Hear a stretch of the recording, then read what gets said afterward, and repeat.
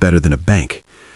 Enron's promises created the perfect emotional trap, higher returns than traditional savings, but wrapped in the language of safety.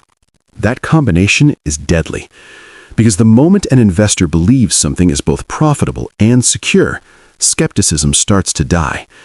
And once skepticism dies, fraud gets room to breathe. Behind Aaron Mortgage were men who understood something very dangerous. Credibility doesn't have to be earned, it only has to be performed.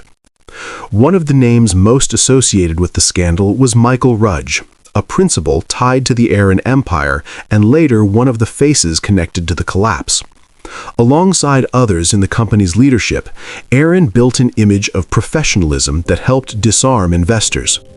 Offices, paperwork, structured offerings, mortgage language. It looked legitimate enough that people stopped asking the most important question in any investment. Where exactly is the money going? That's one of the oldest truths in financial crime. The bigger the fraud, the less it relies on obvious criminal behavior. It relies on atmosphere, the right office, the right terminology, the right confidence, the right social proof. Aaron wasn't selling numbers, it was selling trust. And trust is far more valuable than any collateral, because once someone trusts you, they stop investigating you. And once enough people trust you, they recruit others for you. Friends told friends, relatives told relatives, business associates reassured one another. I know someone who invested, they're getting paid, it must be real. That's how these schemes become social epidemics.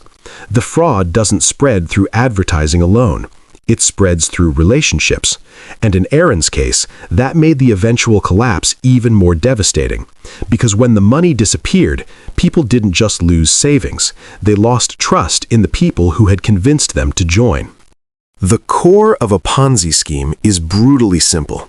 It does not create wealth. It creates the appearance of wealth. New investors put money in. Old investors get paid. Those payments create confidence. Confidence attracts more investors. More investors bring more money. And for a while, it looks like a thriving business. According to reporting and later research into the case, Aaron Mortgage operated like a classic Ponzi structure, where new investor funds were used to pay earlier investors, even as investors were led to believe they were buying into real mortgage-backed opportunities. That is the genius and horror of these schemes. They often look most convincing right before they collapse, because